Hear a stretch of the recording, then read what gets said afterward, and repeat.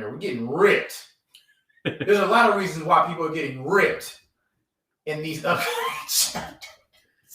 Man, people are getting ripped, y'all. But we gotta be back with my host, co-host Tim Barrie, my boy Everett Jenkins here. My boy Everett. We are back in the house. We left off last time. The Night in Ryuki fight. Yeah. So we'll be pretty much starting from there, and then today we'll be doing like predictions, what we like, what we dislike about this arc so far for Omega. Mm-hmm. Like, share, subscribe, comment on the YouTube by Just an Anime podcast page and the Facebook group page. And like I said, if I got an email, just at justinanime@gmail.com, and any episodes you want to see us do. After this, once we get caught up with the Omega, we'll be doing our top anime characters, top 10. So I might have a couple other guests on here, so that's gonna be a good one. But yeah, so all the jokes and cool stuff aside, getting to the meat and potatoes of this review. So Everett, man, start us off, my brother. So the last thing we talked about was Nidon finishing himself off in his fight against Ryuki, and so Ryuki lost the match by default. Mm-hmm. And so everybody rushed into the ring trying to calm down the situation. Kazuo and Koga are like holding Ryuki, is like, he's gonna be okay, we need to get you out of the ring. And the last thing Nidon said to Lu Dongchang before he died in the ring was to not trust Nicholas. And so when they're trying to take Ryuki out of the ring, Lu Dongchang just looks at them and is like, where do you think you're going? You're dying too. Yes. Yo, he wasn't playing. There was an interesting part in this too, during this whole exchange, because there's a lot of different conversations happening, and this really tells you like what kind of person Nicholas is. I believe it's Tarashi is talking to Nicholas, and he's like, does that not bother you? That's way later. That's way later. Yeah. That's after they go back to their sides, okay. You're right. after everything in the ring happens. Okay, yeah, you're right. Yeah. So that they're all kind of, I think both teams at this point are standing in the ring, and Ryan takes a swing at Giroda, like completely unprovoked, just takes a swing at him, and Lu Tian ends up sticking his hand out and just blocking it like effortlessly. Yo, with no problems. Yeah, but before that, when Lu Dongchang is like, you're dying too, and then he does this earthquake foot, and like tremors into the ground, and then he goes to attack Ryuki, and Oma just dashes in and just parries. His punch with like no effort whatsoever. He was so smooth. Oma was so cool with it. He just looked at him like, we're not doing this. And then Long, remember, he jumped in too and was trying to calm him down as well, was telling me pretty much, don't ruin this, because they want this fight just as much as we do. Yeah, it's like if they try to cancel the tournament, that means Nidon would have died for nothing. Yeah, and that wasn't going down. Yeah. After all this hard work, all this effort, all this extraness pretty much ain't necessary. Just wait till we actually get to the fight and settle in the ring. Yeah. So naturally, Kazuo and Koga escort Ryuki out of the arena, like out of the ring. And this is actually, because I'm looking at it right now, this is where Tarashi has the conversation with Nicholas. Yeah. He's like, you don't care that a dude just died? And Nicholas is like, he was a good dude, but like, he's dead. Like, it's like, there's nothing I can do about that. It is like, and besides, we're only working together for the sake of this tournament. After this, we're just gonna be enemies again. Yeah. Mm-hmm. And obviously, Idemitsu is watching the replay, and it kind of looks like he notices that like something is off about the way that match ended. Yeah. and he seems to make a phone call. I'm looking, like I said, I'm looking at the panel right now, but he makes a phone call. It looks like, but I don't think it says who he's talking to. I got a feeling it was because it's Mutaba. Yeah, Mutaba wasn't Yeah. there. Mutaba wasn't still sitting there with them because he was sitting up there with them watching the fights. Yeah. Yeah. So next we see Oma and Okubo talking, and they're like trying to figure out what's going to happen. And they look out into the ring, and we see another of the three demon fists, the one known as the Centipede Lutian. And Lutian is like spinning a ring of some kind around his finger. It almost looks like it's big enough to be a bracelet. Yeah. And Kano gets this dastardly look on his face, and he's like, I'll go. And he just walks out into the ring. This fight was going to be intense. But before we get to that fight, so far, y'all, let's talk about what we like about dislikes, likes, predictions a little bit before we dive into this fight. Who wants to go first? Because this arc has been dope. Yeah, this arc has been really good. I will start off. I think that I was really, really shy about bringing in a new character that's completely unestablished in the universe, like Koga. Mm-hmm. I wasn't sure how that was going to play out, especially with Oma being gone, and this guy is not nearly on the power level that Oma is, or really anyone else in the universe established. I think that it had the potential to either totally bomb or really pay off, depending on how it was written. And I think it's paying off. Like, we've seen some major character development within Koga, just from page 1 to where we are right now. And he's not so gung-ho about everything that he doesn't understand how outclassed he is. Yeah. So I really like that. I really like a lot of the callbacks to other fighters from the Annihilation tournament that we won't be seeing. Like some that I was really excited to maybe see, but we ain't gonna see Hatsumi. But Kuroki has been making. Kuroki has been showing up. As much as I don't really like the character that much, I kind of was hoping to see Saw Pang again, but only in a fighting capacity, because I feel like his last fight in the Annihilation tournament, which was against Ray, I kind of feel like we didn't really get to see Saw Pang like push himself to his max. I think he did, because it was just the situation he was in with Hayami. So he was he wasn't fighting for enjoyment. If he can fight for enjoyment just to fight a strong opponent, and if he still lost, I think he would have been as hurt. Mm-hmm. But it was just Hayami pulling the strings on his end about the whole village thing and the coup d'etat stuff. So that's what kind of probably threw him off. Mm-hmm. I think that there hasn't been as much of like the explanations of the things involving the worm as I would have liked, but I feel like they're kind of holding off for that for the third act. So like when we get into the final movement of this story arc, I kind of feel like that's where they're going to lay all the cards about the worm out on the table. But yeah, they've been hush. Yeah, there's so much stuff that they allude to right now that it's not going to pay off for another 30 or 40 chapters. Yeah, the worm, they've been hush on the worm. Mm-hmm. What's your take on this arc so far, Everett? I really like it in the sense that they're using a lot of the fights to flesh out the story a little bit more.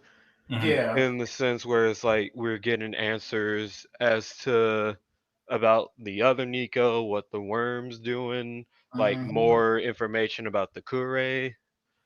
And I'm actually okay with the fights themselves being relatively short as compared to Ashura, because there's a lot of things story-wise that have to be resolved. It's just that they're using the tournament as a way to go about that. Yeah. I also feel too like if a fight drags on for too long, you suffer from Dragon Ball Z syndrome, where if a fight drags on for more than a couple of chapters, eventually you're just like, can someone end this, please? I don't care anymore. Yeah. Where like during Frieza and Goku on Man, they said on Namek when that fight was long.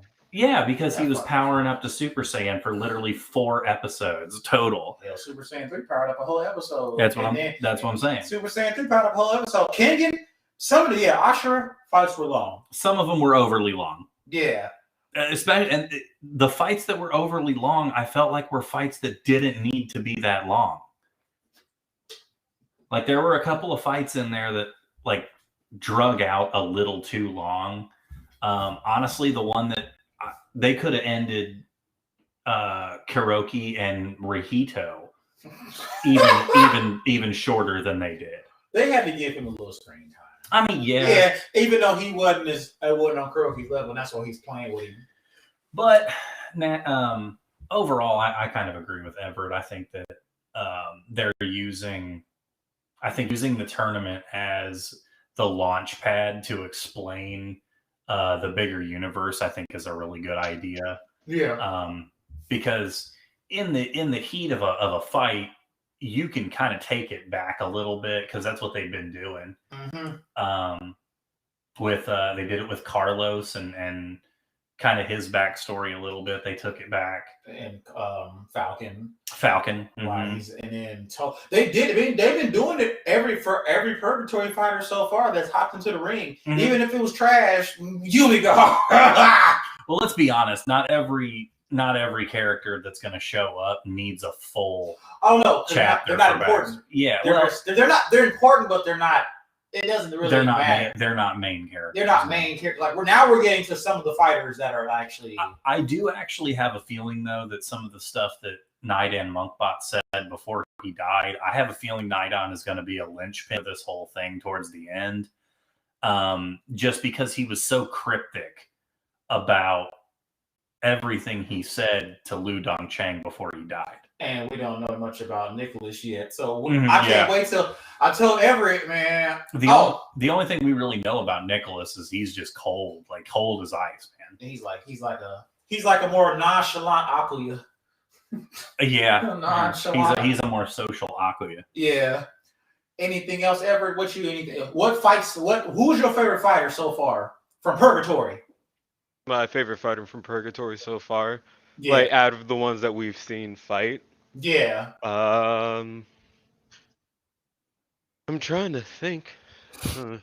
It's like the fighters that we want to see fight haven't fought yet. Yeah. Like two of my favorite people from Purgatory haven't fought yet. Yeah, we already know. I already know one of them. Yeah. We know one of them. But out of the fights so far, I would say that my favorite that has gone up to this point is Nidon. Just because of the big significance that he's had to the story. Like, he name dropped the Omega when he was talking to Ryuki. We got a flashback to Gao Mukaku. Yeah, we see Ryuki just get pushed to this point where it's either this fight will either make or break him, because he just broke that code that he like made a promise to Koga and he broke it. But he did intend on killing Nidon, but we know that Nidon finished himself off, but he doesn't know that. Yeah. So and if I'm not mistaken, and we'll get into it a little more, I think as they're hauling Koga, or as Koga's hauling him off, he's like, "You did the right thing." If you didn't do what you did, he was gonna kill you anyway. You see, Akuya said the same thing, though. I think Akuya was looking. He's like, "You did the right thing." I'm like, yeah. I'm gonna give my take real quick, and then we'll start jumping into the Lieutenant Kano fight. So far, like pretty much, I'll combine it with both of y'all said, piggyback it up. The story has got like how the story has been progressing with the fights, giving backstory to each Purgatory fighter, a little bit about the Worm. As we progress further, we'll learn about more of the Kure clan, actually why they're here. Edward Wu He's been a big mystery. Yeah. And the real Nico has been popping up more often in this than regular Astra, because we got toward the end of who the real Nico style and what it is, and then we'll get a little bit more of that in this fight, Kano and Liu Tan's fight as well. So far, I've been excited to see. We know some of either the two newcomers pretty much. Well, let's say 3, 2 Masai Goku. We get to see actually fight. We know everybody other fighters, but so far the Kengan group has been busting out new tricks. Old tricks combined with the new stuff. I'm looking forward to besides I want to see pretty much the purgatory fight so far. I'm not gonna lie, the Masai. Misasa, yeah. Misasa and Yumi was a good one. He was rocking. I see the Gao and Ryuki one. I thought was more about the story than the actual fight. So I don't really think much about that one, but it was ass whooping. Pretty much that fight. I think that Falcon and Rihito was one of my favorite fights. I know that's going to sound weird, but I think it's one of my favorites up to this point because we got to see Rihito evolve. But how far he's come. But we've also gotten. I think what was cool was the end of that match where it became is Rihito going to be poisoned or is Falcon going to pass out from blood loss? Blood loss. It became a race against the clock to see who was gonna strike the final blow on that one. Yeah. So I think that was a really enjoyable fight. As for people I want to see fight in Purgatory, Lo Long. I don't really care about Lo Long. That's gonna sound they're gassing him up so much that I'm just like, man, he's gonna be crazy powerful, so that's cool, but there are other characters that jump out at me more. Nicholas is one. Faye. Jirota is one for me. Yeah. We'll be called up. We'll be getting to him, but I want to see Faye. I want to see Tarashi. That's what's been exciting about this, the fighting styles. Because you don't know what anybody's going to use until you get in the ring and start actually using it. And it's been some trump cards because we would never figured out Carlos knew freaking Cocoetta along with boxing. Well, and that's another thing too. We've been seeing a lot of fighting styles that are outside of the they're outside of the area of China. I just Asia as a whole, and Japan. It's like kung fu. I feel like a lot of them. We know the 3 demon fish pretty much know pretty much know Chinese fish fighting.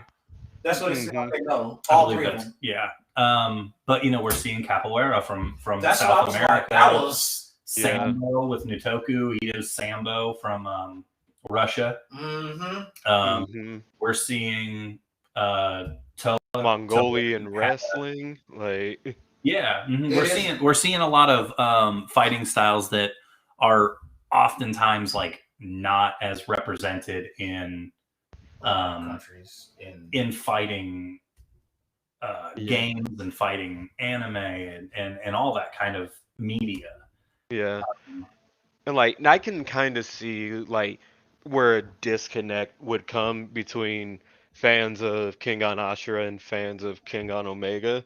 Sure. Because Kengan Ashura is more absurd in its fighting styles. You have a serial killer that can dislocate his arms and swing them around like whips.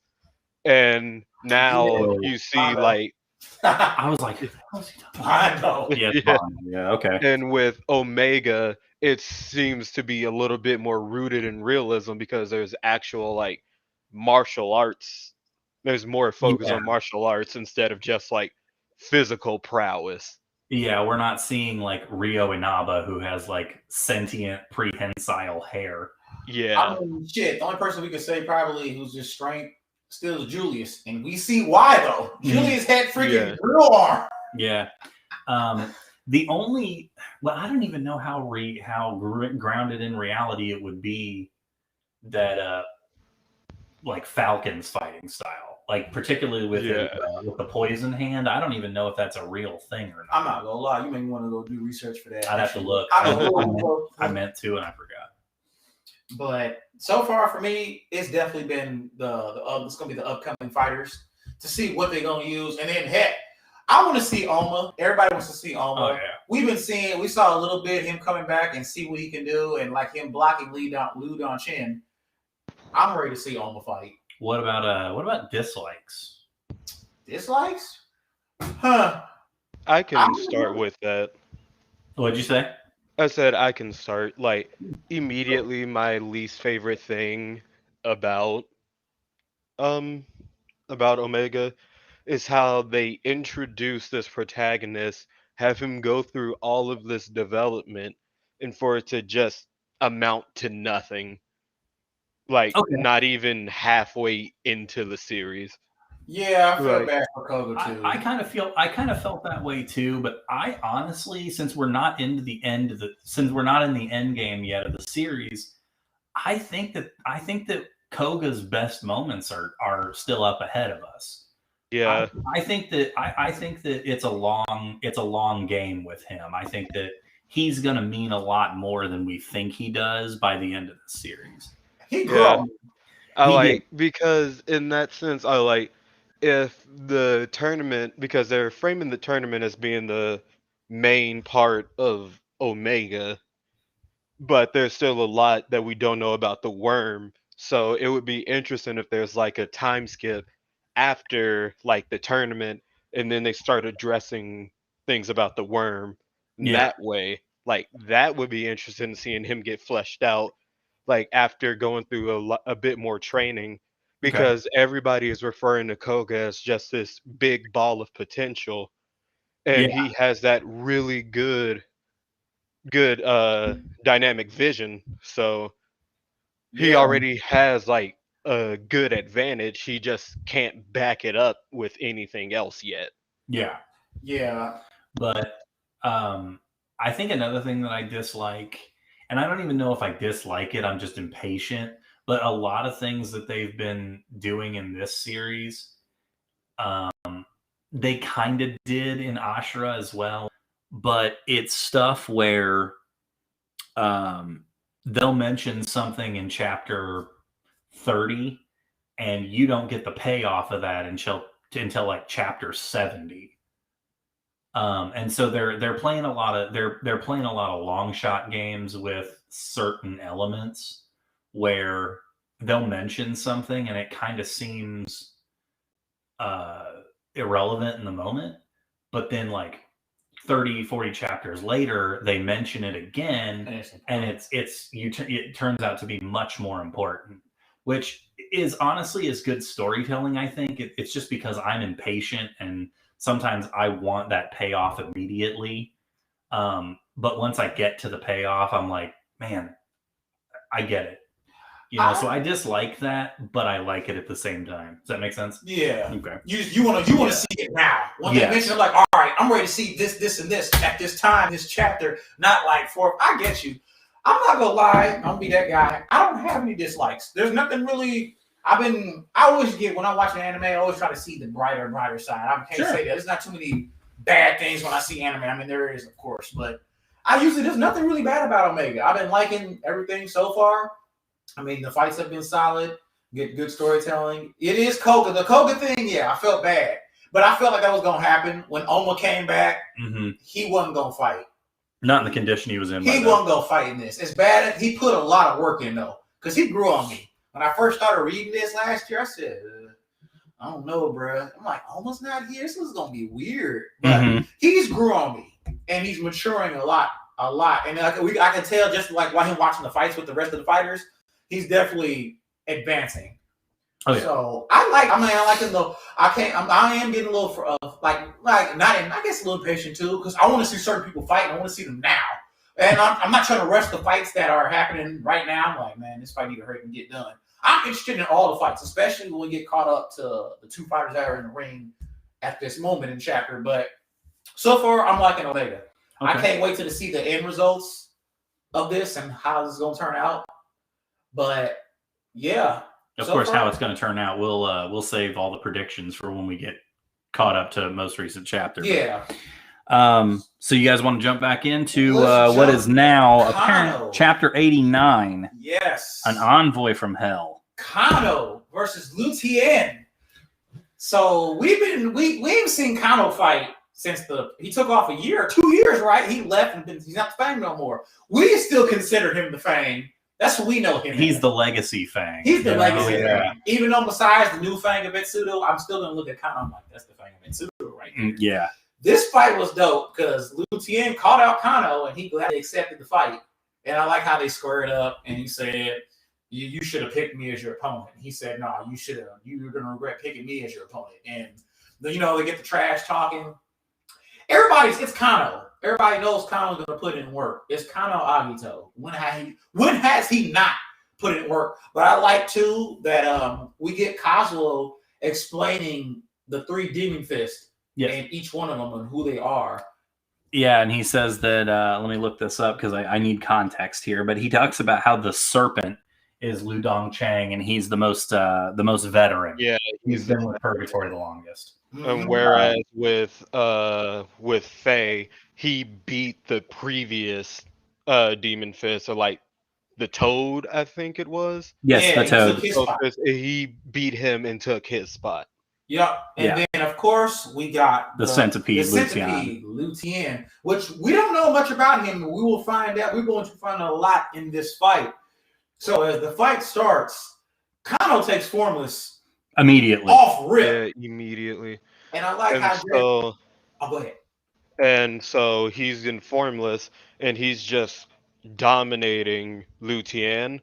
And, like, Purgatory is, like, he's not even able to use his Wuong fist, like, at all.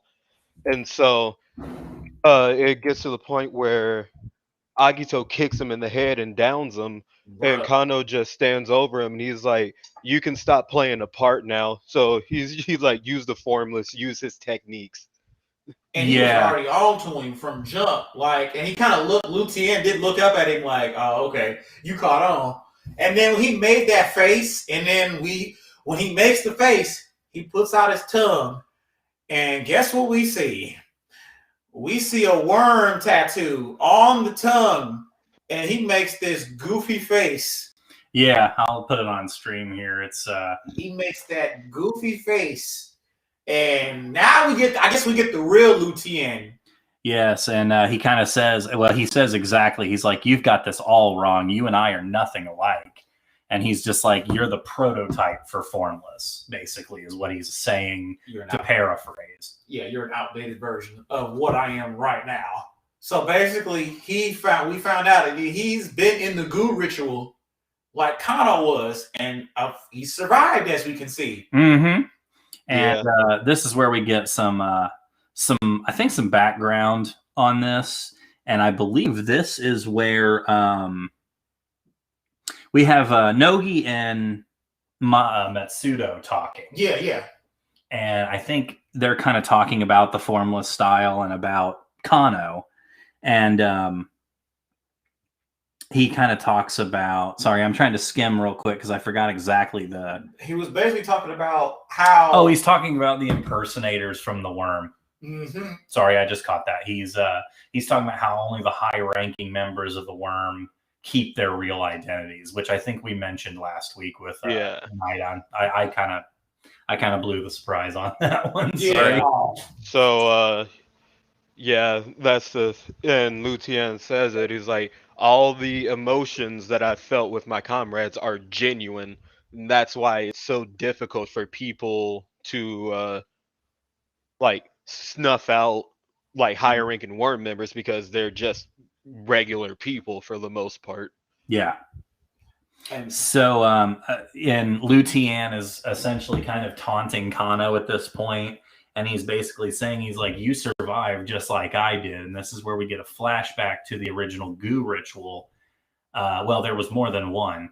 Yeah, and, that was one. We're shown that the person who actually closed the vault to begin the goo ritual was the other Nico, the real Nico. Man, so many real Nikos playing these parts, scheming. Yeah, and So he kind of explains the ritual real quick in the flashback, and he's like, basically, you're going to kill each other, and one of you is going to live, and that's how this is going to go. So get sacrificing, he says, and he pretty much shuts the vault. They show when Kano did it. This is when they show when. Yes, this was Kano. Yeah, this was when Kano when he did it, and basically he had like he said you had so much food to survive because they were in there for 3 months until somebody comes and gets them. Yeah, and so. Kano's kind of thinking to himself, and he was just like, that my Nico that taught me martial arts is not the same that Oma Tokita knows. Mm-hmm. And he's just like, and he they show a panel of Ryuki talking about Mukaku Gao, and he's just like, maybe he has some question, or maybe he has some answers for me. But then we flash back to the present, and he's looking at Liu Tian, and he's like, but you're first. You're my first problem to go through right now. And so we pretty much they're coming to blows. Kano's already hyped. Now he's more hyped. So pretty much it's a formless fight. It's a formless against formless. And I like how Koga is watching the fight and he just can't imagine like, who the hell are these people? Oh yeah, and they're also explaining that he has the Kengan eye. Yeah. Watching. Oh, go ahead, Everett. Yeah, so I like the way that they explain it. It's just like, just because he's able to see what they're doing does not mean he's able to understand it on like an actual level. So like he can keep up with them visually, but that basically doesn't mean anything. Like if you were to fight one of them, he would immediately lose. Oh yeah, that's cool. Yeah, and so what we're talking about here is with Liu Tian and Kano, they're essentially just like dodging each other perfectly because they're both like masters of formless, even though Liu Tian claims to be the highest performance of what formless style is. Kano's basically fighting him to a standstill. None of them can really land a good hit on the other. Yeah, there hasn't been no decisive blows. And then another thing. They fought, like, they both used the formless style and fought for almost 5.5 minutes before Liu Tian actually lands a blow. Yes. And that's when he kind of says, he's like, you're breaking down. And he's like, you're starting to wind down a little. And also something else. So we learned too at the end of this chapter that the real Nico gave up on the Nico style and is the master of the formless. Yes. And he taught it to him, to Liu Tian, because we kept hearing about we kept like the people's like the Nico, like something about the Nico style when it died off, and that's when they taught it to Liu Tian. Yeah. Pretty much. And at this point, knowing that formless has weaknesses, obviously, and seemingly to try a different approach because it's not really getting him anywhere, Kano switches over to his martial arts stance, which, if I remember correctly from Ashura, it's kind of based around Sistema. Is that correct? Yeah. Yes. Yeah. So he takes that form, and they begin the just trading of blows again. Yeah. And this and then time we cut to at this point we cut to Shaji with Edward Wu. Oh yeah. And once again, Eddie is bullying Shaji for not giving him all of the information about the worm. He's you guys really have poor communication. And then we get to the flashback where Shaji approached Liu Tian and was like, Nico's faction isn't like an actual part of the worm, like they don't really like him. Yeah. And so he's like, why don't you work under me? I'm going to become the head myself one day. And then Liu Tian drops a really good bombshell. He's like, you ran away from the goo ritual. Like, why would anybody follow you? And then he brings goons to look. It's funny. He brings some goon squad dudes in to kill Liu Tian, and that didn't prove. Yeah, he just slaughters them all. He just slaughters them. After smacking Shaji around, he decides that he's going to let him live for whatever reason. I'm not sure. For shits and giggles. Yeah, basically. Yeah, for shits and giggles. So our fight continues on, and Kano is Kano's really just he's kind of actually gone on the defense at this point. Yeah. And he seems to be waiting for a moment to get a good counter in, I believe is what they say specifically. An opening. Yeah. Opening to finish this. Yeah. And eventually Lutien just flips Kano onto the ground and just starts stomping on him. And everybody on the Kengan side is like, no, it's over. And Lutien is talking to Kano. He's like, what's the matter? Are you done already? And Kano just has the guard and he just looks bored under it. He's like, yeah, you're already done. When he said that, I was like, Kano, I couldn't see Kano losing this fight. And then we get to the next one, so we get a little bit. Kano's actually mastered martial arts and formless and melded it into one martial arts where he doesn't make the crazy face. We get a little more exposition about how he mastered it. He didn't make the I didn't notice it for a while as the fight was going. And we get Kuroki too. Yeah. We get Kuroki watching the fight. So it begins with Kuroki describing the weakness that Agito has, which is him having to switch between formless and martial arts. Yes. And that's what really won Kuroki the fight when they fought in the semifinals of the Kengan Annihilation tournament, because he eventually found the interval between him switching between formless and martial arts and just kept attacking him in the middle of that lag. But now we don't hear this from Kuroki often. So as we get to he actually said, it's Kuroki saying this. Kuroki don't say he'll take an L if he fought somebody. And if this and this happened from Abe, he said that if he fights Kano right now, he will not be guaranteed he will win. Mm-hmm. Yeah. And then there's a really interesting part that we kind of just glanced over. When Lutien is stomping out Agito, like Oma and Kazuo are like, Kano's using indestructible right now. Oh, you're right. Yeah. Yeah. Mm-hmm. Yeah. No, so because Lutien brings this up. He says that that the real Nico taught his Gu class like the Nico style as well as the formless. And with Lutien's class, he just focused on teaching him formless. Specifically him, because I think I think it wasn't all of them, but it was specifically him. Because don't we get to the part where real Nico shows up? Never mind. This is what I'm talking about. Not yet. Okay, you know what I'm talking about. Well, sorry, I was going to hit a little bit further ahead. Okay. They do it. This is where they do explain, though, that he kind of gave up on the Nico style and went straight to formless. Just straight to formless. Yeah. So at this point, Kano kind of manages to grab Lutien's foot and flip him over and get himself back to a standing position. Yo, does he try to bite him?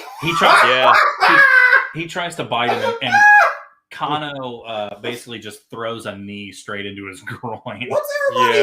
Yeah, he knees him in the balls.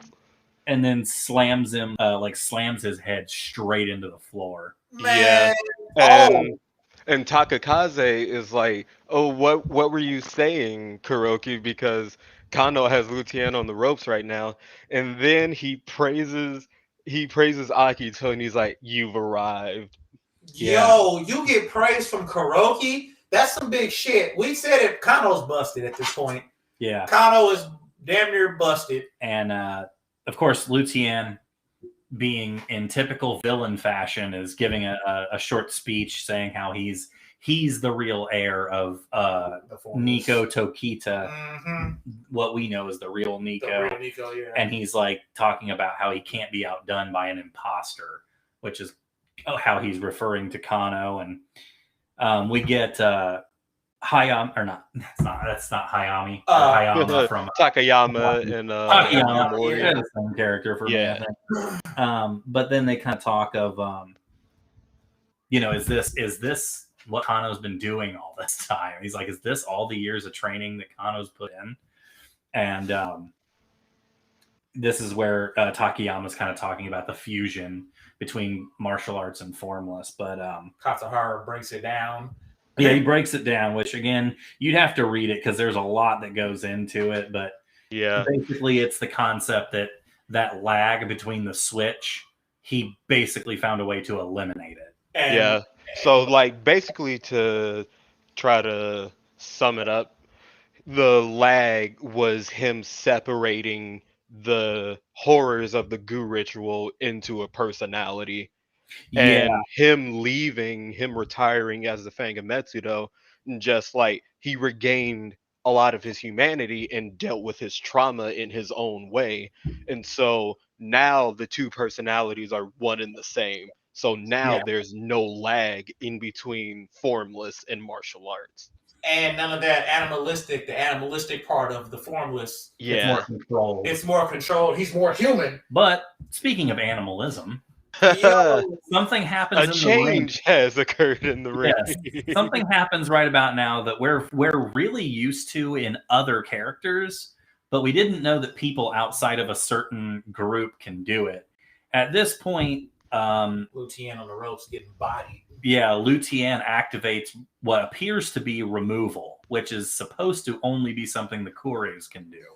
And so somebody's up here giving away family secrets and shit. Yeah. Oh, but we get a really cool line from Kano after he does it. He's like, "So you surrender to the beast, but no beast can defeat me." Yes. Yo, Kano had the best liners in this. Oh, he did. Yeah, he was really in it. And one of the good things is Ryan is watching from the Kengan Oh side. yeah, He's like, that's a really shitty removal. You know, Yeah. like, because his don't look like the normal removal. I guess it's the removal, but so we kind of figure out too. Edward's looking in the ring, and we got the Kures at the top. We got Urio, and we got the head of the Wu clan. Yeah, the head of the Wu clan, whose name Wu is Xing. Wu Xing. Yeah, and they give it the real name of the removal, which is Guaihun. I believe is how you pronounce that. Yeah. And he kind of basically being the head of the Wu clan, because if we remember, the Wu clan is split into three factions. There's the main family, there's the Kores, and there's the Westward faction. Edward Wu being the leader of the Westward faction. At which point we start learning that Edward Wu is teaching those techniques to people outside of the clan, which is a big no-no, apparently. Yeah. So we get a flashback to Edward with the real Nico, and Edward's like, "You want me to teach you Guihun?" And Nico's like, "I'll pay you whatever you want me to. Just teach me the basics." He's like, I'm definitely not going to use that because I know like what will happen to me as a non-member of the Wu clan or the Kure. He's like, I'm going to have the students that I'm teaching formless to right now learn it. Pretty much guinea pig to see how far what they can withstand.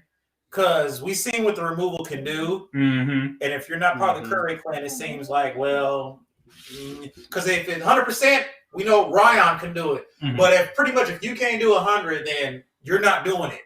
You can't really control it. I mean, you could. You control it. It's more of like a strength output. Yeah. Rather than you not being able to control it. Yeah, I think it's really more if you don't have the genetics that the Kore clan have, that it takes a toll on the body. Takes a severe toll on your brain. That too. So basically, Lutien kind of just abandons any sort of concept of technique and just starts flailing, because again, now that his body or his brain is being pushed to that max output, which I think they said for him 96. Yeah, we'll get to that later. Yeah. But it's revealed that his output is 96%. Yeah, he's just kind of flailing, and I mean, he is really kind of putting Kano on the defensive, but Kano's really holding up. Kano's really holding up because he's he's throwing hard shots at Lutien, and I mean, he's doing effective damage, but Lutien keeps coming and keeps coming, because he he eventually increases the output of his Guihun, and he just goes nuts, and he Mhm. slams his fist so hard into the ground that he makes a crater, and Yeah. then everybody's like, his strength is on par with Julius's right now. Yeah. Pretty much, he went Yeah, insane and just said screw it, and the yeah. Admiral Clark came out. And then we get to the end of the fight where Agito punches Luthien in the stomach and then goes for an uppercut, stops, and then does his dragon shot. Well, yeah, the dragon shot, which I think we would know a 1 inch or like The the 1 6-inch punch. Yeah, He the was 1 inch punch. on, Yeah. Hatsume lost too, Yeah. and it looked like it did worse damage to him than it did to Hatsume because this man's face. Yeah. And they basically said that from point blank range like that, the dragon shot's completely unguardable. Yeah. And I mean, he pretty much just puts Luthien out. Oh yeah, he gave him. Yeah.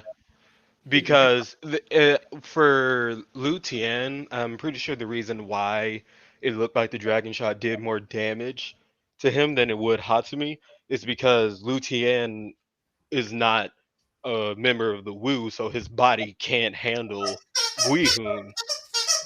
Yeah. Sorry. Yeah. The dog brought toys.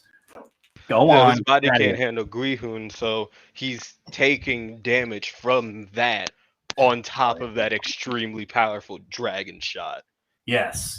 And so, of course, the Kengan side is just going nuts. And Kano, they kind of show Kano, and he's kind of got his hand on his head, like, "Huh, shucks, I guess I won." Kind of. Yeah, he's slicking his hair back up. Yeah. But before that, we get a really cool part where Wu Xing is like, Luthien was using Guihun and wasn't even a match for him. And Arya was like, of course he wasn't, because Agito is my successor. Yeah. That is interesting. I didn't catch that the first time, the first read through, but I forgot because he was the Fang, and he was the Fang. He was the first Fang of Metsuno. Yeah, he was the first Fang. I forgot. Zero. They talked about that. I like the little exchange though between him and Okubo when Kano. Oh yeah, that was funny. Okubo, yeah, he hugs him, which a series ago was not something that was going to happen. Nobody hugs Kano, It's funny because he still has the same look he would normally, but then he looks and told him, "Good job. I knew you was." He said, "I never doubted you was gonna lose." Yeah. And then he said, "It's too soon to celebrate," but it was dope to have Kano have that. Yeah, and he's like, "I wonder if you were watching this." And and he says, "You are who I used to be," and we pan to Ryuki sitting with his head in his hands. I mean, he's defeated. Yeah. Mentally, he is defeated. Yeah, and somebody comes up to him and is like, "Can I join you?" Yeah. And the person is like, "Are you not gonna watch any of the matches?" And Ryuki goes, "Who are you?" And the person is, "Who, me?" And then he says, "Just a man who's lost his beloved forever." And that person is the beautiful beast Kiryu Setsuna. Yo, K-pop Setsuna. Yeah, well, yeah, because his hair is all cut off now, and he looks like a boy band member. Yeah. But, so let's just back up for a second. If we remember at the end of Ashura, Kiryu is ended up escaping from the Kengan's like prisons. Yeah. And so no one has known where he is up to this point, and now he's just showing up. And so he's now he's just hanging out with Ryuki, just hanging out, just chilling, talking. Yeah. And we haven't, and a little bit of a spoiler ahead, but we haven't seen them since then, so we don't know what they're doing. Yeah. The next fight. Yeah. Quote unquote fight. Man, Rip Pants Alamo. Yeah. So because we're gonna end it off soon. I thought we was gonna catch up. I mean, we'll catch up. We'll catch up. Well, because the next fight ain't really a fight. Nah. So it's not. I'll just give you the setup here. They're all kind of talking about Luthien. The Purgatory side is talking about Luthien. You have Tarashi and Jirota, and Tarashi kind of does say, he's like, things are getting a little shady here. Yeah. And so they're all kind of talking about that, and he does say, they do say that him and Knight and Lucien and Knight and Tarashi and Jirota kind of look over at Nicholas and they're like, "You're keeping something from us." And yeah, sorry, guys. Tarashi is like, Nicholas, you're keeping something from us, aren't you? And Yeah. he kind of brushes it off. He's like, are you thinking I'm like a worm too? I'm offended. Yeah, And then Faye is like, if anybody is suspicious, it's Lolong. and and then Lolong, being Lolong, he's like, "Do you have any idea what you just implied?" He's like, "I would suggest dropping it." And then so tension is mounting on the Purgatory side finally because this worm stuff is kind of getting ahead. Like two of their members, two members of their side is from the worm. So yeah, we got questions. And we get a quick little cut to the hospital wing in which Rahito is yelling at Falcon that Kuroki is not a ninja, and Carlos is hitting on Kaede because that's what Carlos does. Yeah. And we get some little moments there between all of them, and then we decide. This next part. Everybody goes out to the ring together. Both teams meet each other in the ring, at which point Kazuo says, "Okay, guys, look. There's this group called the Worm.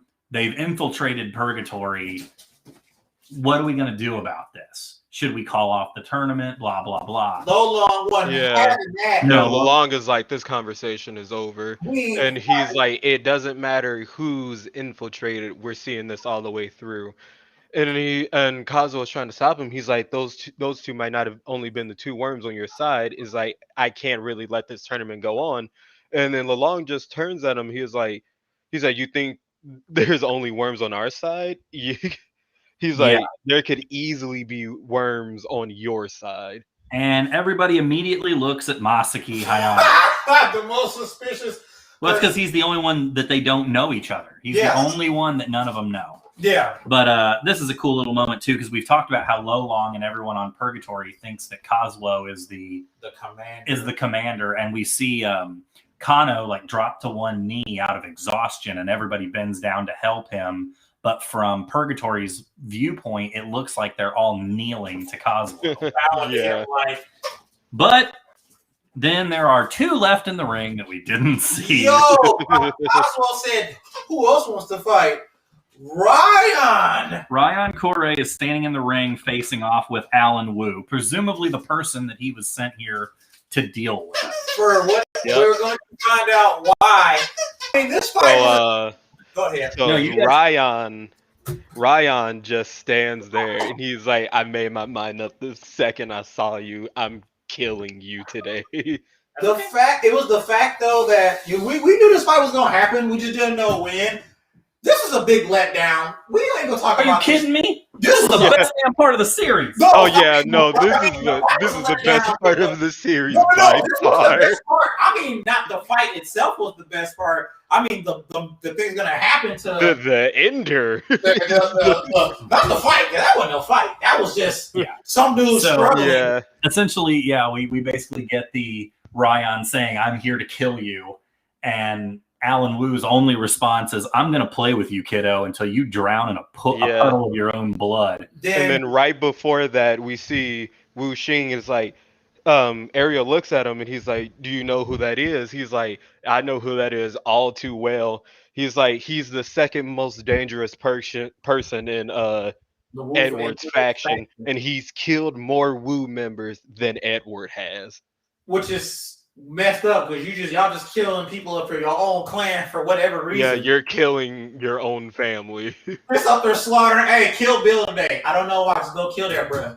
And so the next chapter, which is chapter 95, starts talking about the first Wu, and it's basically kind of like a demon who crawls out of the water. That's what I was like. Yeah, and he's born from hell. Name's Wu Hei. Yeah. Yes. Yeah. And there's a cool little, they have the UFC does the tail of the tape thing, and Kengan does these too, where it shows the fighters face to face and their weight. And and Ryan's like, "I'm gonna kill you, you fucking maggot." I was like, "Damn!" You called it. Y'all called. You know what? We've had high expectations for certain fighters for thing, and I'm like, I was waiting for. I was like, Alan Wu gonna be dope. Man, this we fight. get a really cool just like history lesson at the beginning Yes. where like after Wu Hei crawls out of the ground, he's like he's killed so many people it stained his eyes, and that's why the Kure and the Wu's eyes are black. Yeah. Like, And, that's so cool. That is well, dope. and what leads into something that's really important here is Alan says, it seems like after 1,300 years on your own, you've forgotten the face of your parents. And this is where, and Ryan says, are you some kind of psycho or something like that? I don't know what the heck. Says the psycho. Yeah. And then Nikaido, or Ren Nikaido, kind of steps up and is like, guys, let me explain what's going on here.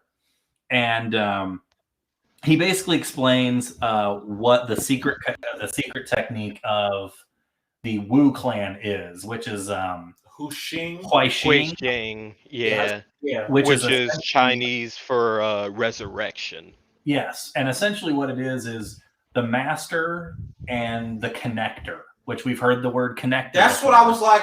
Shai-Ji mentioned that a while back. He did, but yeah. Essentially what it is you have the receiver, which is the connector, and the master, and basically the master tells his entire life story to the connector over and over and over. Every little part, every minor detail of his life, every second of his life is documented and basically imprinted into another person. A kid. And so essentially the implication here is that Edward Wu is housing the memories and effectively the soul of the first of the Wus, which is Alan, not Edward. Did I say Edward? Yeah, you just said Edward. Yeah. I meant Alan. I mean, it's not going to matter for much longer. It's not. This doesn't have a lot of importance. Man, so all that wasted history wasted on this man. Went down the shitter. So right up top, Alan Wu effectively uses removal. Mm-hmm. The true removal. Like it mattered. And he pretty much charges what's his freaking name? Ryan. God damn it. Sorry, I was half drunk when we started this. But she didn't announce the fight though. Yeah, there was no they didn't ring the bell, so to speak. They just started throwing hands, and he throws a couple of good shots at Ryan, and then Ryan gets this crazy look in his eye. Like he kind of goes slack for a second, and he's like kind of looking. He had that flash, so we get a flashback of him the Kures when. Oh wait! I just realized we forgot a really, really like cool part that Oma talks about, where when they're in the ring, Oma's like, Ryan's gonna be fine. His power's the real deal. And everybody's like, how do you know that? He's like, I fought Ryan every single day for like the last year. He specifically says the last year since I've been recovering. And and how many times have you won? Like, who has the more wins? And he's like, Ryan has the more wins right now. Yeah. And so in terms of numbers, he's stronger than me. Yeah. Which says a lot. I mean, Ryan wrecked house at the Kengan Annihilation tournament. Oh yeah. And it's Ryan. And you can do 100% removal. I like how Masai, he said, you fought every day? He said, someone needs a hobby. Yeah, you need a hobby. So, of course, when he goes slack, no one knows what's happened. Oma and Kazuo are like, Ryan, get it together. Like, back on the clock, dude. And we realize that Ryan has caught a look at Edward Wu. He's seen Edward Wu. With Shai-Ji scared. Yeah. And then we get the flashback. Yeah, and it talks about how it's just Irio, and he's talking about how Rikuto has been killed. And Ryan definitely says, like, wasn't he supposed to be next in line for your spot, like the head of the family? And they talk about how he was betrayed by someone, and he shows them a photo of Alan Wu and basically said, Edward Wu. Damn, there's too many of them. Yeah. And he's like, remember this face because this is the guy who did it. If you see him, he's a dead man. Yo, Ryan. And then Ryan makes a terrifying face. I'll put it on stream. It's actually on a Facebook group for Kengan Ashura. I actually saw somebody take this and painted it, and it looks like the Joker to look like the Joker from Batman. And what's face was worse? Akuya making that face when he said he found Ryuki, when he said I found him, or Ryan's face right there? This Yeah, for face sure. was- Because Akuya's smile was obscured by a shadow for the most part. We have to see this in full glory. Yeah. And Shaji is like, Edward, he's looking at us. Yeah. What should we do? And Edward just turns around. He's like, it's over. He's like, So pretty much as we got from this so far, Alan, he pretty much put Alan up on the chopping block. Yeah. Because what's about to happen next? Ryan don't even care no more. He says pretty much, fuck off. Yeah, because Alan is taunting him. He's like, what, you giving up already? I can't say I blame you. And all of a sudden he cuts him off mid sentence. He's like, dude, fuck off. I'm not want you know. Pretty much. He's like, I'm not interested in this fight anymore. Get out of my way and I won't beat you to death. Yeah, and this is good character development from Ryan. Because if it was older Ryan and Kengan Ashura, it would have been no talking. He would have given no chance to run away. It'd have been like no. And Ryan gave him. I would have took the chance too, because after what he does with you, bro. Well, so Alan, of course, does not heed the warning, and he gets unloaded on with like 5 different Kore techniques actual that we've never Kore seen. techniques that we've never seen Ryan actually use. Which is specifically Avidya, the hard slam, the Buddha killer, the mountain breaker, and a leg thrust. Yeah, and Lolong, we see a little cut of Lolong, and he's just like, wow, he's incredibly powerful. You about to lose. And so Alan Wu, in desperation, goes to bite him. Yeah. And Ryan just uppercuts him, and at this point he's turned on his removal, and he's like, this is how removal's done. And then he puts his hands in Alan's mouth, and he's like, he does this move. Yeah. And he's like, bye-bye. Maybe we can play again if I see you in hell. And Alan pulls out a knife, but it does not matter because Ryan then splits Alan in half. No, this wasn't even a fight. This was a slaughter. He rips him in half and then looks over at Sheena, who is now splattered in in Alan's blood. And he's like, match is over. I'm disqualified. You can give the win to the corpse. And immediately just hauls ass towards Edward Wu. I wouldn't expect. I think nobody's expecting this because we said someone's gonna die, and it was Alan Wu. At least when he beat Orion. See if you can survive. Your body's intact. Hanafusa can do some miracles. He can't do no miracles. Come on, Hanafusa's just gonna staple him back together. Yeah. And so Edward and Shaji are just walking away, and Edward just has a smile on his face, and he's like, "Oh, Alan's dead already." He didn't even stall him at all. Yeah, and Shaji is like, what the fuck? He was supposed to win, right? And then once again, Edward's beating up Shaji again. He kind of does the wham and hey Arnold, when Helga used to hit that dude, she'd just be like, oh yeah, the dude with the glasses, yeah. Movie Tunes, cartoons, when the little henchman beats up his cohort. That's what happened to him. And then we get another.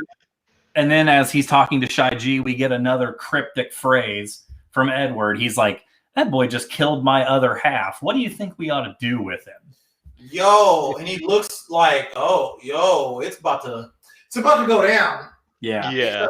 So basically the entirety of not the next chapter, but like the entirety of the rest of that chapter and most of the beginning of this next chapter is them deliberating what they're gonna do, because this chapter specifically just ends real quick with Nogi going off on Ario. He's like, what the fuck, you promised me a win if you entered this tournament. And Aereo then basically says, like, we take our contract seriously, but we take this way more serious. This is like between family stuff. Yeah, this is a family affair, basically. Yeah. And he's like, yeah, I think he does say, like, I'll refund your money for the contract because this is more important to us. Yeah, like pretty much the correct answer pretty much to draw Edward Blue out. Yep. They weren't here for the win. That was their main concern. Yeah. So the first quite a few panels of the next chapter is them deliberating on what to do, and they make the case that Alan ran before the match was officially announced, and that he pulled a knife in the middle of the fight, which I don't even think we talked about. Right as he's I talked about it. He pulled out the knife. And then he just Yeah, well, so either way, they pretty much just they give Alan the win. They eventually decide that Alan gets the win, and not that it matters much to him because he's fucking dead. But then shit was funny. Everybody's kind of go ahead. I'm sorry. Lu Dongcheng comes back because now he's calmed down. And everybody's like, you're back. And Lelong is like, we have another A-lister waiting if you want to walk away from the tournament. Tag out. And Lu Dongcheng is like, nah, I'm doing this. So we get a little something before that happens on Kengan's side about who to send out after this match. Yes. And before this match, and pretty much we get Abasaki, is trying to calm everybody down. We're going to figure it out. We'll see who they send out. Nitoku says that's a good idea. Akuya's looking all crazy and shit. Okubo wants to jump out there because he's in his feelings, and Wakatsuki tells him to calm down.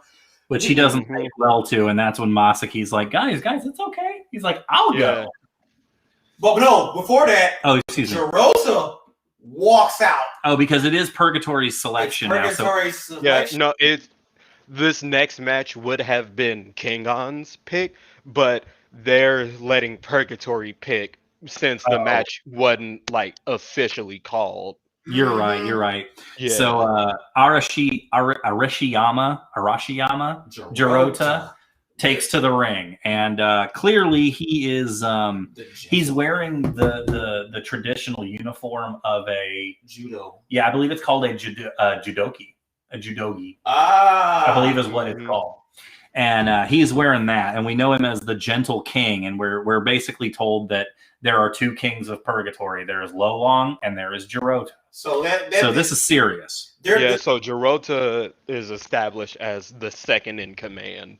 Yes. Which we kind of figured. And so Kazuo is deliberating, trying to figure out who the best match is going to be to combat Judo, and Masaki raises his hand and says, what if we tried something different? Why, instead of trying to counter it with a different fighting style, why don't I go and counter it with the same fighting style? And they acquiesce to that, and they let him go. And this is where we're getting ready to see the killing throw, Masaki Hayami, which we are getting a little bit. Now we're going to get into more.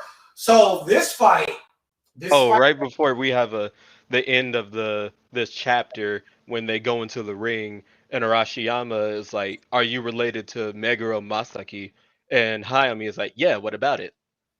And you get the flashback. And Arashiyama is like, I finally found you, Boy M. Which, again, if we remember, Boy M was the kind of unidentified serial killer name that Meguro went by, or was called by when he was a child. Yep. And so this finally, guys, we're going to finally catch up here at chapter 98, and we'll end it off here. So we get to the beginning of the next chapter. We get Jirota versus Masaki. Basically, we've been seeing Masaki as this good guy, and I'm not gonna lie, I have been rooting for him. By all accounts, so far he's a really good-natured, humble, decent human being, as far as we know. Yes, and now obviously, again, we've touched on this in the past when we first were introduced to the character. He is obviously a clone of Masaki Meguro, the crime man. But everything about him is the exact opposite of what Meguro was. Meguro was basically an uncontrollable, bloodthirsty monster, Whereas Hayami Masaki is, like I said, a gentle, humble, decent person who doesn't look like he's crazy. He's But just like an everyday college student. yeah, and they talk about how he's in the judo club, but he's not on the judo team, which is interesting. Yeah, and we get a little backstory on him where he's basically the judo team is kind of looking down on the judo club and won't let them use the practice space. And then Masaki walks up, and you can't hear the conversation, but basically it ends with him walking away, patting the judo team's captain on the back, telling him a joke like they're best friends. And then they come back and he's like, well, me and the rest of the guys on the team, we decided, maybe it'd be good for you guys to practice with us. And so again, this is establishing Masaki as the complete antithesis of his alter ego. Well, not really alter ego, but of his, I guess you could call it his father. If we're going off the fact that he's a clone of Meguro, or brother. I mean, because we have said brother in the past, which is what Hayami probably told him. Yeah, probably. He's probably because. So I like how we get the little bit of talking between everybody. Kazuo's telling he's a humble student. He gets good grades. He's just a genuine, kind individual. And he's talented, and almost said you're going to need more than talent. There's a great line by Okubo. It's not important, but he's just like, so basically what you're telling me, he's the epitome of a fine young man. For some reason, he's making me pissed. And Nitoku is like, we call that jealousy. Yeah. Okubo says too. He said, he talked about Jirota. Who comes out in clogs? He's cosplaying or something? Yeah. But time looks dead at him and is like, bro, you're just like a real clown out here. Yeah. So, the match is about to get started. Hayami takes a right grip, which is a right forward stance, whereas Jirota takes the opposite, which is a left forward stance. And just before she can call the match to start, Sheena stops and says, hey, Masaki, you're going to have to take those out. And he turns, he goes, oh, I forgot I even had him in. Yo! And he's had earbuds in seemingly this entire time. He's been there. And that's what I was like, you've had earphones in? Them earphones are a key to this chapter because he's had them in the whole, even when he was talking to everybody. So he must have had them low or he don't have long hair. So we never noticed him. Yeah. But he has earphones in this whole time. So there's a little moment where he goes up, he hands the headphones to Koga, and he's like, oh, Koga, you're watching the match, is cool. He's like, and Koga's like, well, the least I can do is come cheer you guys on. Masaki's like, well, then let me go get this win. He's like, by the way, I think you can get a lot stronger than this. And then he just walks out into the ring. This time he takes a left grip instead of the right forward stance. And Jirota is like, are you trying to shake me up by switching stances like that? And Masaki is like, no, I don't have a preference. I can switch back if you want. Like, the stance that I take doesn't matter as long as I win. Yeah, which again, this is more like subtle character. He's like, well, if you want, I can just switch back. Like, he's so passive, and he's like this affable, nice guy that even in the midst of a battle of a person who clearly hates his guts, he's like, well, if it's easier for you, I'll just switch back to my right grip. He said, I don't give a damn. You can do what you want, pretty much.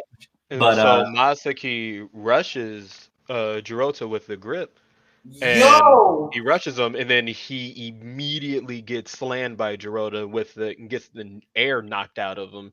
And everybody is like, what's going on? Like, how come he's on the ground? Yeah. And he's like, can you get back up? And while the other fighters are just like bland, like they're just like, oh, whatever, he got thrown. Koga and Kazuo are like sweating and are completely shocked. And there's like Hayami grabbed him first, but somehow Jirota immediately threw him, and they're both like, I didn't see any of that. Yeah, it happened. Them reflexes was quick. Giroto was not having that. And as we approach the end of this chapter, them headphones are key. So basically, he's shooken up. He gets up. He gets up, Yeah. but it's a 10 count before the end, right? Before Yeah, the match it's a 10 starts. count. Okay, Yeah. so he gets up on 8. And he looks. So I mean, he's shaking. He got he's slammed shaking. quick. It He happened. took a lot of damage from that slam too. Yes. Yeah. But them headphones, he Yeah. has that look in his eye, and as the chapter ends, Okubo's telling him to get up and get back in there. They look at those headphones and that book he was reading. Yeah, we pan back to just a single panel, and there's like a noise coming out of the headphones, but we it's indecipherable the way it's written in the panel. We do not know what's being said. So that's where we're at. That's where we are right now. And if you want to go to an hour and a half, we got 15 minutes. You want to get into some predictions? We can do some predictions. Okay. So basically, what I'm thinking, and everybody else probably thinking it too. Well, the three of us have been talking about this since he popped, since he walked out into the ring, and well, actually, since we met the character, the three of us have been talking about this.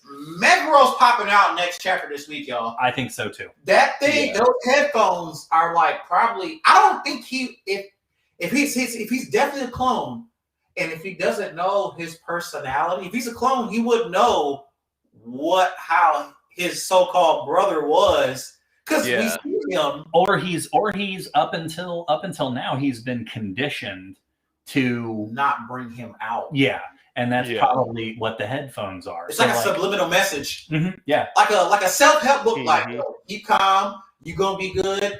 But I think after them headphones came out, them headphones have been a key in that chapter. Well, and I think I mentioned this to you guys, and I think I've mentioned this before. It's a kind of a theater idea. It's an idea in theater of you don't show a gun in Act 1 if you're not going to use it by the end of Act 3. So what I'm thinking is they're not going to show you those headphones or make a big deal out of it if they weren't important. Those are mad and peace. We're going to see. I don't want to see Meguro come out because I got to feel. No, I do. I do want to see him come out. No, I get what you're saying. I just don't want to see him come out and try to kill Jirota. I'm not gonna lie. I don't want to see nobody. I don't want to see nobody die. I want to see him die. I feel like people, because I've seen people posting the Facebook and the Kengan group. They want to see him not win, and Kumaski? They don't want to see him win. I don't think he's going to. I'm not to be gonna truthful. lie, man. Because where are we at in the score? Purgatory's still up. Purgatory's up. What? 5-4? 5-4 because the Ryan thing. Yeah. Okay. I think it's 3-4. I think you might be right because Carlos, Falcon, Alan Wu, and there's one more. Yeah, it's 3-4. Naiden. Yeah, Naiden and Ryuki. Oh, and Naiden, yeah. Naiden, so, 3-4. Okay.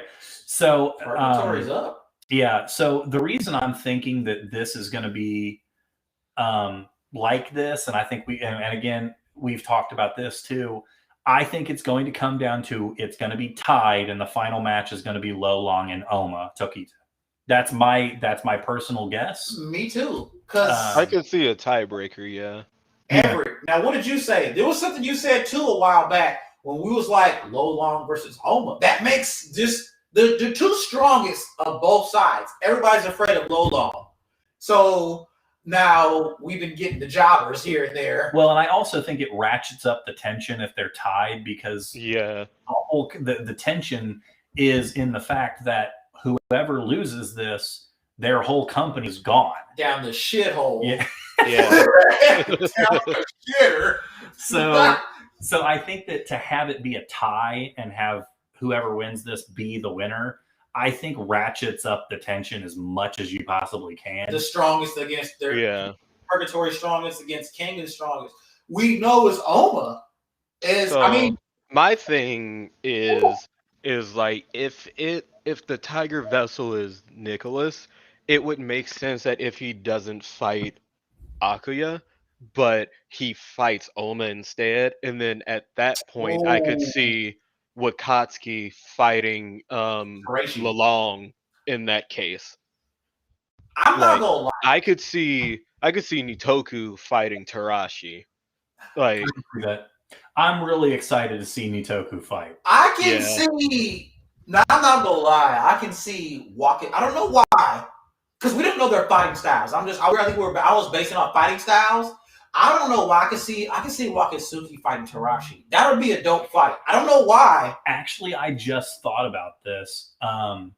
Being as though the 3 demon fists are considered like the top 3 that aren't Jirota and Lolong, I have a feeling that Wakatsuki will probably fight either Liu Dongcheng or Fei. Yeah, that's possible. Because like the top tier fighters in Kengan, we have what? We have Oma, we have Ryan, we have Kano, and we have Wakatsuki or Wakatsuki, whatever you want to say.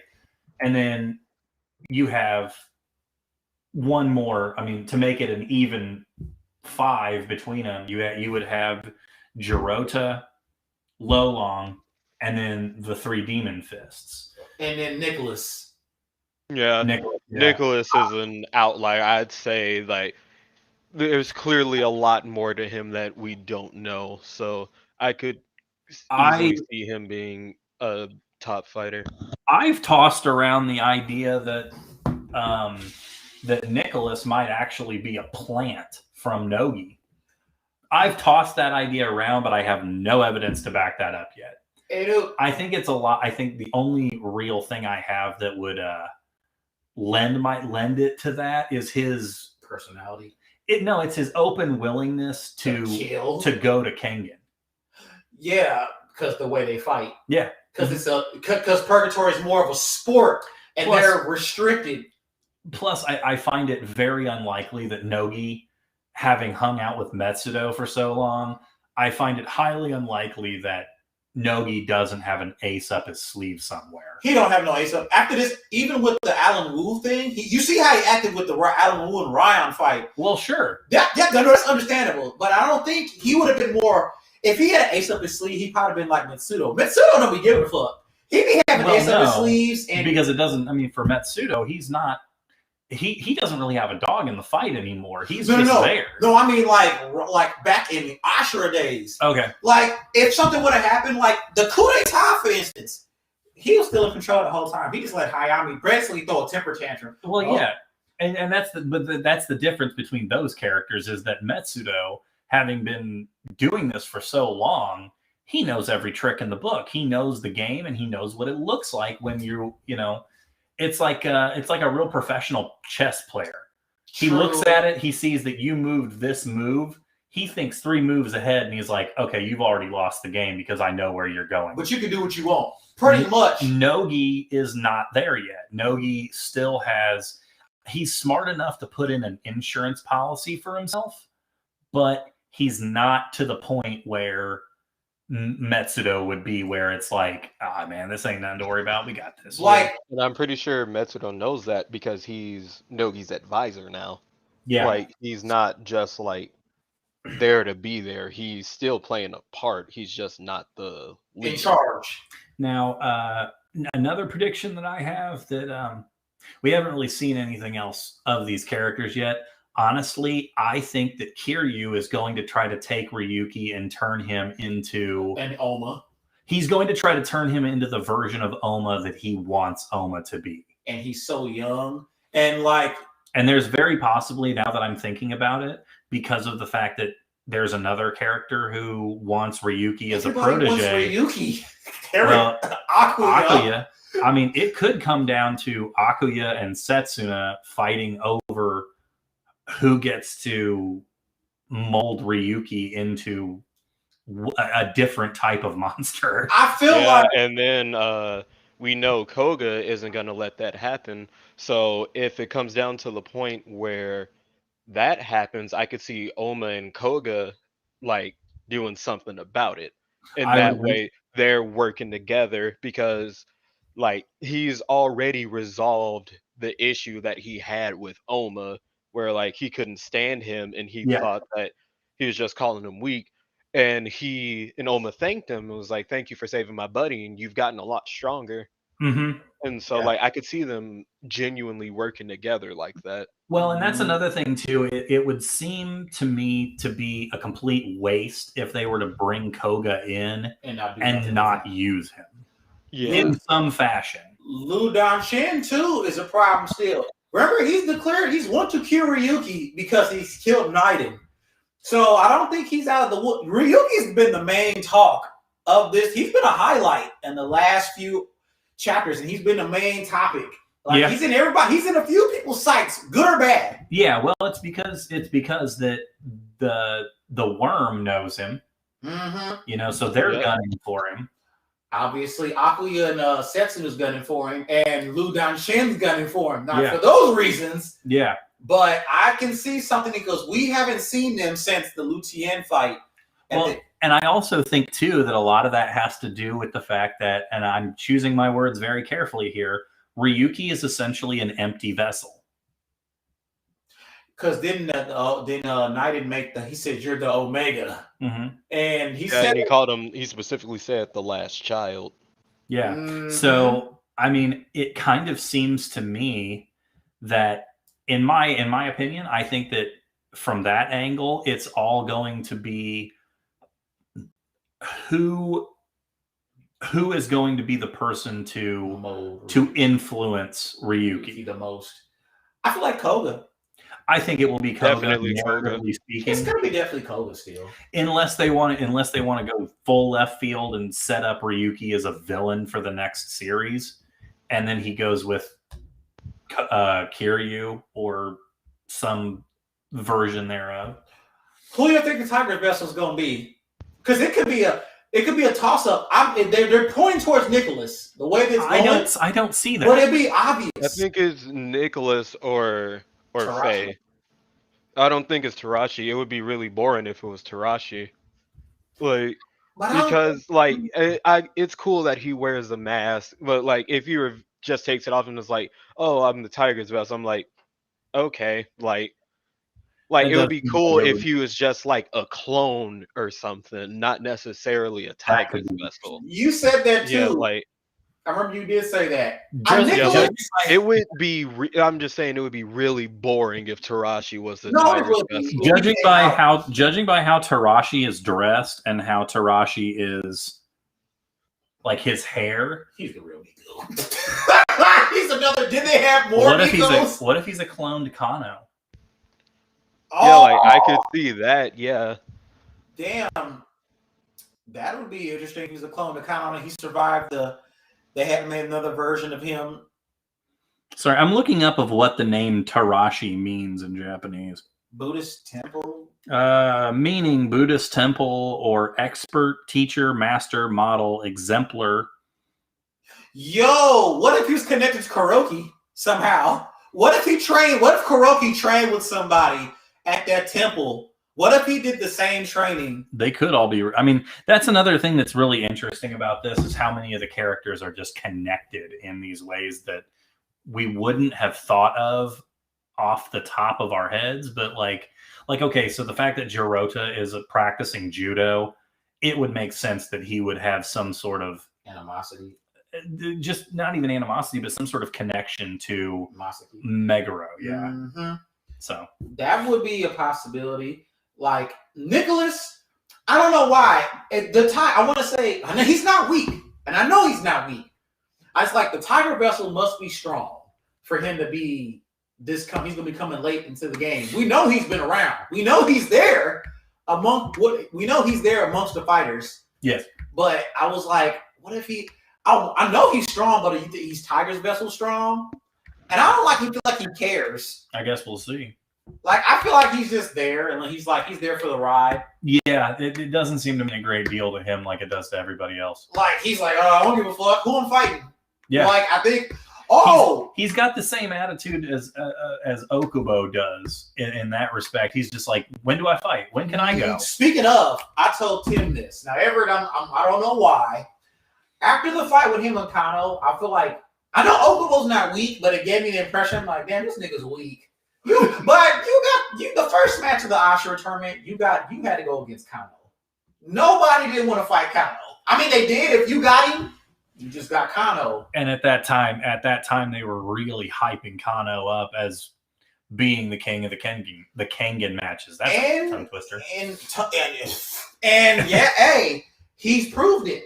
Yeah. And I gave Okubo, I'm like, man, Okubo trash. He's not trash. You just got lined up, but you had a bad matchup.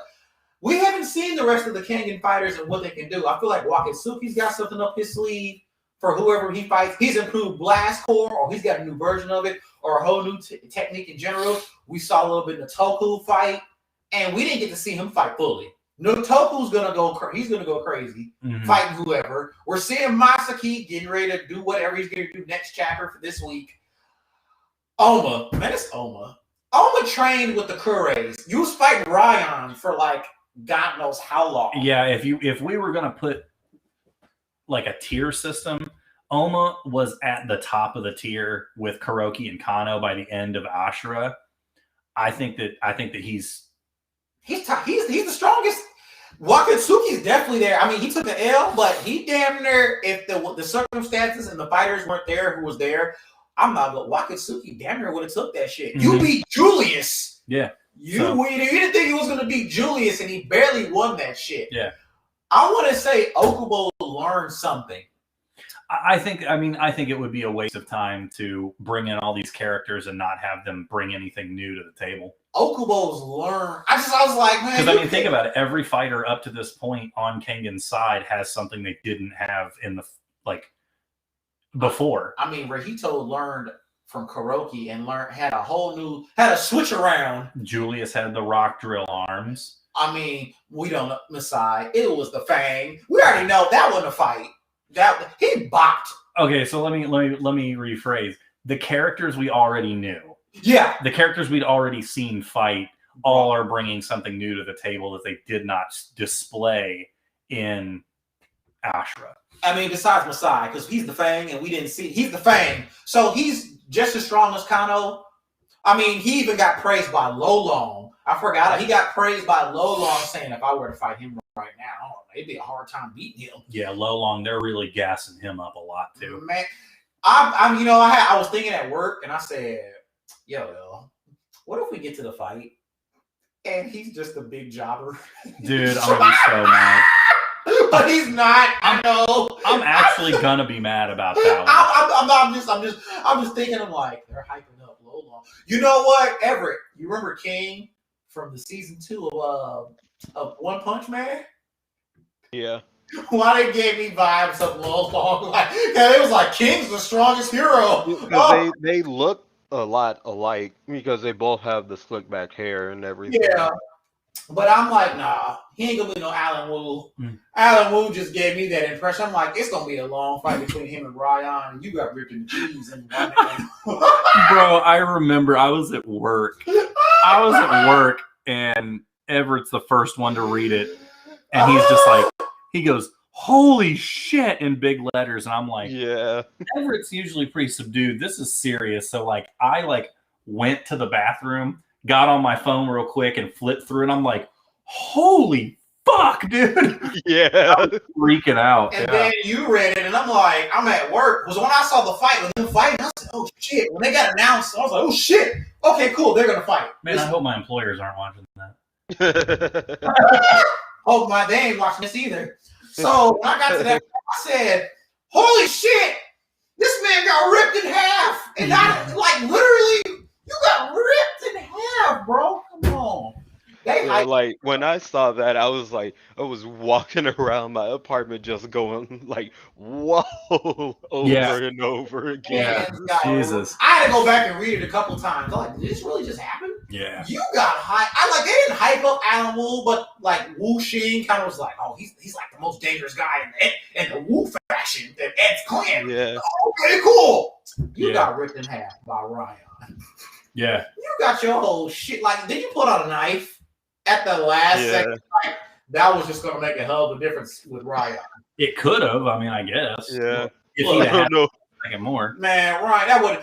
Intended. It's really funny because Ryan was clearly holding his own against against Allen without even using his removal. Yeah. And that says a lot. They just fucked his I shit mean, all he's up. fought against dudes. He's fought against dudes with weapons before that didn't do shit. Yeah. When he fought against the Guardian niggas from Hayami's little crew, and he was wiping them niggas. So that little knife wasn't gonna make. Even if you did pull it out and try to use it, Ryan probably would have stabbed him, and he would have laughed and then did what he did.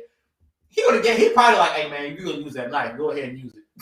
Yeah, because he did get like sliced with the sickle during the coup in Asura, and it like that would have killed anybody else, but he just got cut, and he's just like, all right, you're dead. Yeah, pretty much. Like the Kureis are built for battle, so that knife would not have made a difference. And you pulled it out right. Yeah, and it was a super small knife too. It was a butter knife, and you pulled it out while you're getting ripped in half. It's still so fucked that Edward literally sent Allen to die. That's what I was like. So pretty much, he probably knew about Ryan. Was like, yo, bro. He probably gassed him up. Was like, you can beat the Curry. Oh yeah, you can beat Ryan. Yeah, he's like, you can do it. You're gonna be able to do it. And he watched him get ripped in half. And then he probably looked like, look, Edward probably thought in his head, y'all, like, that could have been me. Yeah. Yeah, because when he recognized that Ryan saw him, he just turned around and was like, it's over. Yeah. Damn, that could have been me, y'all. He said Alan Wu to die. Yeah, he did. Oh, look, all that knowledge of 3,000 years down the shitter. Yeah. Yeah. But the way that he said, like, and I brought this up in the chat before, the way that Edward said, my other half, like that leads me to believe he also underwent the Hui Shang. So like he's also Wu Hei. The other half of Wu Hei that Alan got. So real quick, we're gonna have to shut it down.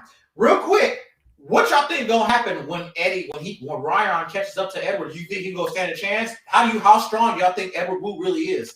He's clearly like gonna be really strong, and like I'm wondering how they're gonna deal with it. Yeah, like what is he gonna do? Ryan's gonna fight. He's already after him, and I'm wondering between that and what's happening with Setsuno and Ryuki. Shoujo's gonna sit there like, I ain't about to fight him. You got this, Edward? Yeah, man, I got this. Okay, I'll step out.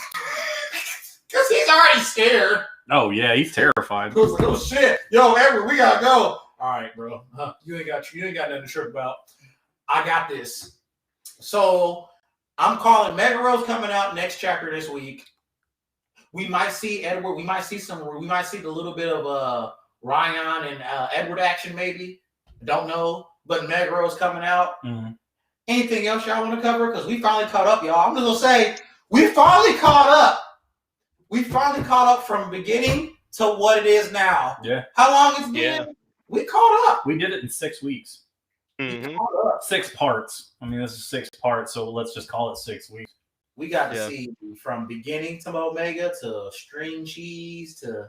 And again, I mean, we glossed over an awful lot of really interesting dialogue and stuff, but again, that's because we want people to read it, obviously. Yeah, read it yourselves, man. We can't. I posted a picture of Ryan ripping old boy in half. So if that don't tell y'all to go read this, then I don't know. Tell y'all. This is my top 5 manga. This series right here is definitely top 5. I don't care what nobody say about, because nobody really talk about Kengan like that, because it's not like mainstream like other stuff that's on, like Jujutsu Kaisen. Like Jujutsu Kaisen's dope. And Baki, nobody don't talk about this. I don't care. Top 5. So how are we doing this from now on, y'all? We caught up. So we're gonna do a chapter. We'll just y'all wanna try to meet up again this week and cover the chapter for this week, just for this chapter? I'm not against it. But that's just or we should let this catch up a little bit more. And then in the meantime we can review another series.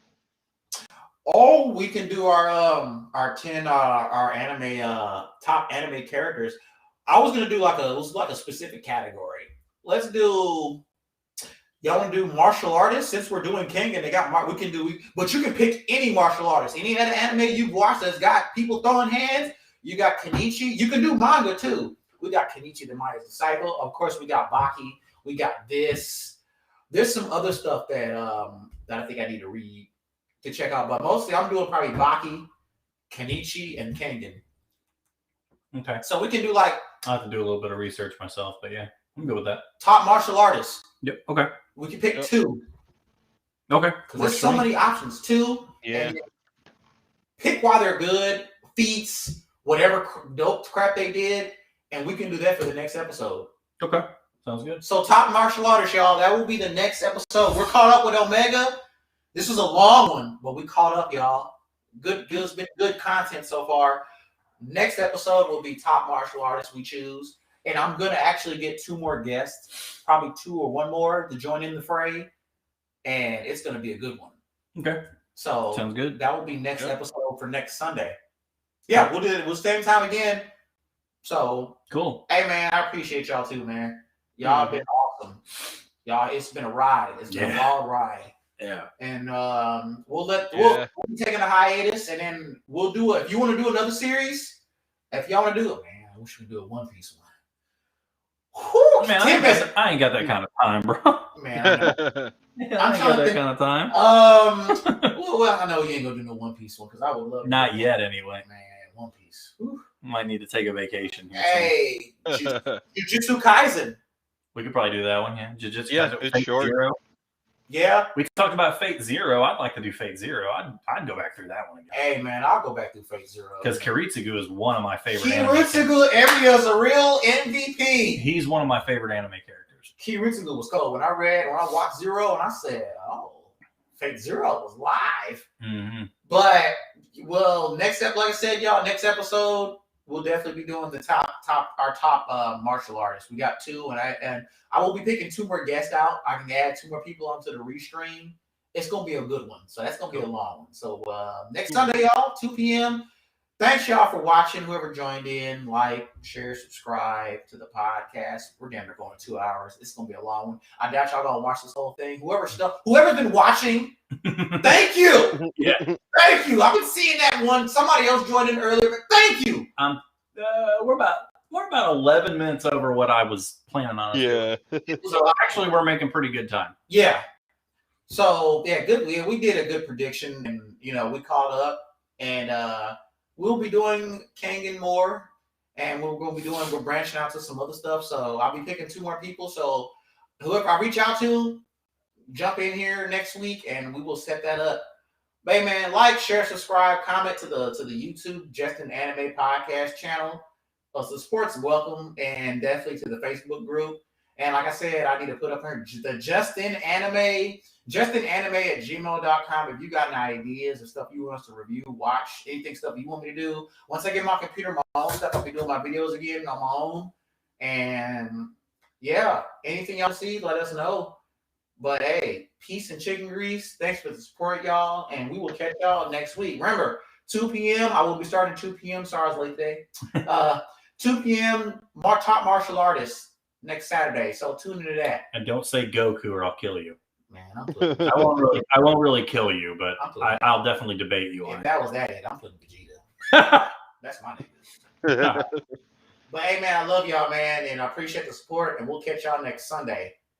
Oh wait, never mind. Next Sunday. I got my daughter. Yes.